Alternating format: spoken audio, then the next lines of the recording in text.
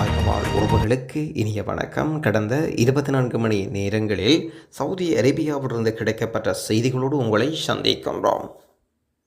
Visit visa காலாவதியானதும் பஹ்ரைனுக்கு சென்று வருபவர்களுக்கான விசேட அறிவித்தல் ஒன்றோம்.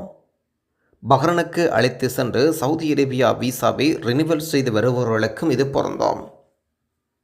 காரணம், வந்திருக்கும் புதிய நடைமுறைகள் அப்படி. பஹ்ரைன் சென்று விசா ரினிவல் செய்பவர்களின் விசேட கவனத்திற்கு விசிட் விசாவில் வந்த பலரும் ஒவ்வொரு 3 மாதங்கள் முடியும் போது பஹ்ரைன் சென்று வரும்போது அவர்கள் விசா 3 மாதங்கள் ரினிவல் ஆகின்றது என்பதை நீங்கள் வலிமையாக அறிந்த விடயங்களில் ஒன்றோ. ஆன்லைன் விசா ரினிவல் செய்யும் பலருக்கு 3 மாதங்கள் கிடைப்பதில்லை என்ற புகார் வருவதனால் பலரும் பஹ்ரைன் சென்று வருவதும் குறிப்பிடத்தக்க விடயங்களில் ஒன்றோ.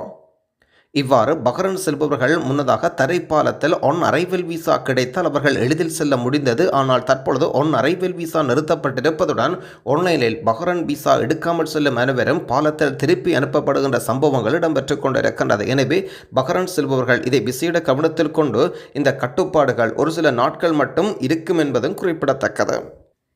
சவுதி அரேபியாவில் மின்தடை ஏற்பட்டிருந்த விடயங்கள் உங்களுக்கு நன்றாகவே தெரியும். சவுதி அரேபியாவில் ஏற்பட்ட மின்தடை காரணமாக, மின் இழப்புகள் காரணமாக இதற்கு பாதிக்கப்பட்டவர்களுக்கு இழப்பீடு வழங்க காத்திருக்கின்றனர்.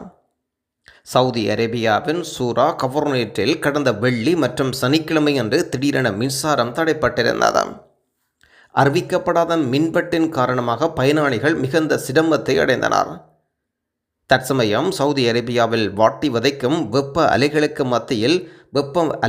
மத்தியில் இந்த மின்வெட்டு ஏற்பட்டால் எவ்வாறு பல சிரமங்களை அவர்கள் எதிர்கொண்டிருப்பார்கள். ஆகவே இதனால் பாதிக்கப்பட்ட உறவுகளுக்கும் பாதிக்கப்பட்ட மக்களுக்கு இழப்பீடு வழங்க மின்சார ஆணையம் உத்தரவு வழங்கியிருக்கிறார். இந்த மின்வெட்டில் 1 லட்சத்துக்கும் அதிகமான குடியிருப்புகள் பாதிக்கப்பட்டதாகவும் ஒவ்வொரு இணைப்புக்கும் தலா 2000 ரியால் வீதம் வழங்கப்பட இருக்கிறது. நட்ட அவர்களிடம் மன்னிப்பு கூற வேண்டும் என்றும் சவுதி அரேபியா மின்சார நிறுவனம் உத்தரவு வழங்கியிருக்கிறது. ஆகவே மின்தடையால் பாதிக்கப்பட்ட உறவுகளுக்கு இழப்பீடு வழங்க காத்திருக்கின்றார்கள். ஒரு மின்சாரம் பயன்படுத்த நபர்களுக்கு 2000 ரியால் என்று சொல்லப்பட்டிருக்கிறது. இன்றைய தினம் மத்திய கிழக்கு நாடுகளில் ஒன்றான ஓமான் நாட்டில் ஏற்பட்ட ஒரு துப்பாக்கிச்சூட்டு காரணமாக கிட்டத்தட்ட 4 நபர்கள் இதுவரை கொல்லப்பட்டிருக்கின்றனர். இந்த துப்பாக்கிச்சூட்டு சம்பவம் ஒரு மசூதியில் இடம்பெற்றிருக்கிறது. ஓமானில் இன்று மசூதிக்கு அருகே நடந்த துப்பாக்கிச்சூட்டு சம்பவத்தில் 4 பேர் உயிரிழந்திருப்பதுடன் பலர் படுகாயம் அடைந்திருப்பதாக அரப் நியூஸ் செய்தி வெளியிட்டிருக்கிறது.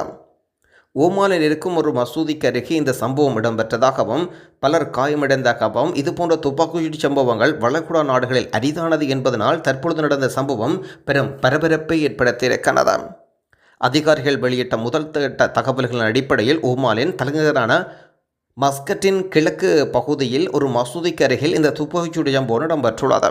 இந்த சம்பவத்தை அறிந்த ராயல் ஓமான் காவல்துறை நிலைமை விரைவாக கையாண்டிருப்பதாக சொல்லப்படுகின்றது. தற்சமயம் நிலைமை கட்டுப்பாட்டுக்குள் கொண்டுவரப்பட்டிருப்பதாகவும் ஆரம்பட்ட தகவல் சொல்கின்றது. வாதியால் கஃபீர் பகுதியில் இருக்கும் ஒரு மசூதிக்கு அருகில் இந்த துப்பாக்கிச்சூடு சம்பவம் இடம்பெற்றது. தற்பொழுது வைரலாகி கொண்டிருக்கும் வீடியோவில் அதிகாலை நேரத்தில் துப்பாக்கிச்சூடு சத்தம் கேட்டதாகவும் பஷீருக்கு, அதாவது காலை தொழுகைக்கு கூடியிருந்த ஏராளமான வழிபாட்டர்கள் அங்குமிங்கும் ஓடுவதையும் போலீஸ் சைரன் முழங்க சட்ட அமுலாக்க வாகனங்கள் மசூதியை சுற்றி வளைப்பதையும் காணக்கூடியதாக இருக்கின்றது அந்த வீடியோ பதிவில். இதனைத் தொடர்ந்து துப்பாக்கிச்சூடு சம்பவம் தொடர்பான சூழ்நிலைகள் வெளிக்கொணர ஆதாரங்கள் சேகரிக்கவும் முழுமையான விசாரணை நடத்தவும் போலீசாருக்கு உத்தரவு வழங்கப்பட்டிருக்கிறது. கத்தார் அமீரிடமிருந்து கடிதம் பெற்றார் சவுதி அரேபியா இளவரசர். சவுதி அரேபியா இளவரசரும் பிரதமருமான முகமது பின் சல்மானுக்கு கத்தார் அமீர் அவர்கள் அல்தானியிடமிருந்து இருதரப்பு உறவுகள் கவனம் செலுத்தும் கடிதம் வந்தது. ரியாத்தில் இருக்கும் அமைச்சக தலைமையகத்தில் நடந்த சந்திப்பின் போது இந்த கடிதத்தை சவுதி அரேபியா வெளியுறவுத்துறை அமைச்சர் இளவரசர் ஃபைசல் பின் ஃபர்சான், துணை அமைச்சர் வாலித் ஆகியோர், ரியாத்தில் இருக்கும் கத்தார் தூதுவர் பந்தர் ஆகியோர் முன்னிலையில் ஏற்றுக்கொண்டனர். இந்த சந்திப்பில் 2 நாடுகளுக்கு இடையில் இருக்கும் தற்போதைய உறவுகள், ஒத்துழைப்பு, பல்வேறு துறைகளில் அவற்றை வலுப்படுத்த மற்றும் மேம்படுத்துவதற்கான வழிகள் ஆராய்வது தொடர்பாகவும் விவாதம் செய்யப்பட்டிருக்கிறது. சவுதி அரேபியாவில் ஒரு மருத்துவமனையில் 2 நாட்களாக லிப்டுக்குள் சிக்கப்பட்டிருந்த நபர் ஒருவர் மீட்கப்பட்டிருக்கின்றார். இவர் இந்த லிப்டுக்குள் எப்படி மாட்டிக்கொண்டார் என்ற போன்ற விவரங்களை அவர் வர்ணித்திருக்கின்றார். வழமை போன்றோ மருத்துவமனைக்கு வந்த நபர் வெளியேறும் நேரத்தில் இந்த லிப்டுக்குள் இவர் சிக்கியிருக்கின்றார். லிப்டுக்குள் சிக்கப்பட்டதிருந்தால் கிட்டத்தட்ட 2 நாட்களாக எந்த ஒரு தொடர்பும் இல்லாமல் அந்த லிப்டுக்குள்ளேயே இருந்திருக்கின்றார். தற்சமயம் தன்னுடைய உள்ளக்குமர்களை வெளிப்படுத்தி இருக்கின்றார். இந்த சம்பவம் சவுதி அரேபியாவில் இடம்பெறவில்லை. இது இந்தியாவின் திருவனந்தபுரம் அரசு மருத்துவக் கல்லூரி மருத்துவமனையில் கடந்த 2 நாட்களுக்காக லிப்டுக்குள் சிக்கியிருந்த 59 முதியவர் ஒருவர் வழக்கமான பணிக்காக லிப்ட் இயக்கப்பட்டு திங்கட்கிழமை காலை மீட்கப்பட்ட சம்பவம் இடம்பெற்றிருக்கிறது. ரவீந்திரன் நாயர் என்பவரை இவ்வாறு சனிக்கிழமை லிப்டுக்குள் சிக்கியதாக ஆதாரங்கள் தெரிவிக்கின்றன. திங்கட்கிழமை காலமே பராமரிப்புக்காக வந்து லிப்டை திறந்த தொழில்நுட்ப வல்லுநர்கள் நாயரை கண்டனர். உடல் நலிவுற்ற நிலையில் அவர் இருந்திருக்கின்றார். சிகிச்சைக்காக அழைத்துச் செல்லப்பட்டதாகவும் அறிய முடிகிறது. ஒருவருடைய கேள்வி ஒன்று, நான் ஒரு வீட்டில் ஹவுஸ் டிரைவராக பணிபுரிந்து 4 வருடங்கள் ஆகின்றது. நான் ஊருக்கு போய் வேறு வீசாவில் வந்திருக்கின்றேன். ஆனால் இந்த வீட்டில் இகாமா மட்டும்தான் எடுத்திருந்தார்கள். லைசன்ஸ் மாற்றி தரவில்லை. நெக்ஸ்ட் மந்த் என்னோட லைசன்ஸ் முடிவடைகின்றது. நான் போய் லைசன்ஸ் ரினிவல் பண்ண முடியுமா என்று சொல்லுங்கள். அதாவது புதிய இகாமா வைத்து பழைய வீட்டு லைசன்ஸ் ரினிவல் பண்ண முடியுமா என்று கேட்கின்றார். இதற்கு ஹபில் அனுமதி இல்லாமல் ரினிவல் பண்ண முடியுமா என்று கேட்கின்றார். முதலாவதாக நீங்கள் ரினிவல் செய்து கொள்ளலாம். ஹபில் இடம் சொல்லுங்கள், ஆன்லைனில் இப்போதே ஹபில் பெயரில் மாற்றலாம். நீங்கள் ஒரு மெடிக்கல் போட சொல்லுவார்கள். மெடிக்கல் போட்டு ஃபைல் கொடுத்தீர்கள் என்றால் அவர்கள் 2 நாள் மாற்றி கொடுத்து விடுவார்கள் என்று நான் நினைக்கின்றேன். ஹபில் ரினிவல் செய்து கொடுப்பதற்குரிய உரிமைகளுக்கு உரித்துடையவர் என்றே சொல்லலாம். ஆகவே நீங்கள் மாற்றம் செய்ய வேண்டும், ரினிவல் செய்து கொள்ள முடியும் என்று சொல்லிக்கொள்ள விரும்புகின்றோம். வணக்கம் எமது தமிழ் உறவுகளே. ரியாத்திலிருந்து தமாம் ஜித்தா மக்கா செல்வதற்கு டாக்ஸிகள் தேவைப்பட்டால் 05 70 10 87 12 என்ற எண்ணில் நீங்கள் அழைக்கலாம். பல நண்பர்களுக்கு இருக்கின்ற சந்தேகங்களில் இதுவும் ஒன்று. நெடுகளும் இந்த சந்தேகம் இருக்கும். அதுவும் தாயகம் செல்லும் நேரத்தில் இந்த சந்தேகம் வந்துவிடும்.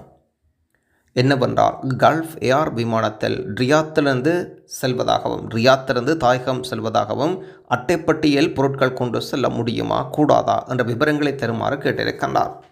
கல்ஃப் விமானத்தில் யாராவது பயணித்திருந்தால் அது தொடர்பான விவரங்களையும் தருமாறு கேட்டிருக்கின்றார். கல்ஃப் விமானத்தில் கண்டிப்பாக கார்ட்டூன் எடுத்துச் செல்லலாம். எந்த ஒரு பிரச்சனைகளும் இல்லை. தைரியமாக எடுத்துச் செல்லலாம். ஒரு பட்டியில் 23 கிலோ வீதம் 2 பட்டிகளில் 46 கிலோ கொண்டு செல்லலாம். உங்களுடைய லக்கேஜ் எவ்வளவு என்பதையும் ஒரு முறை சரிபார்த்து கொள்ளுங்கள். அங்கே பேக்கிங் கவர் போட சொல்வார்கள். அதற்கு 25 தொடக்கம் 30 ரியால் செலவாகும். ரூமிலிருந்து சுற்றிட்டு போனாலும் ஓகே. பெட்டியின் அளவு, நீள அகலங்கள், உயரங்கள் பரிகரை செய்யப்பட்டிருக்கின்றது என்பதையும் மறந்துவிட வேண்டாம். பெரும்பாலான நபர்கள் அட்டைப்பட்டியிலிருந்து கொண்டு செல்கின்றார்கள், கொண்டு வருகின்றார்கள். நீள உயர அகலங்களையும் ஒரு முறைக்கு 2 முறை கவனத்தில் கொண்டு செயற்படுங்கள். இந்த புகைப்படங்களில் இருக்கின்றவாறு தாராளமாக எடுத்துச் செல்லலாம். அட்டைப்பட்டிக்கென்று ஒரு அளவுகோல் இருக்கின்றது. அதை முறையாக பின்பற்றுங்கள். விமான நிலையங்களுக்கென்று ஒரு வரையறுக்கப்பட்ட அளவுகளும் இருக்கின்றது. நன்றி உறவுகளே. மீண்டும் இன்னும் ஒரு சவுதி அரேபியா பற்றிய விசேட செய்திகளோடு உங்களை சந்திப்போம். நன்றி, வணக்கம்.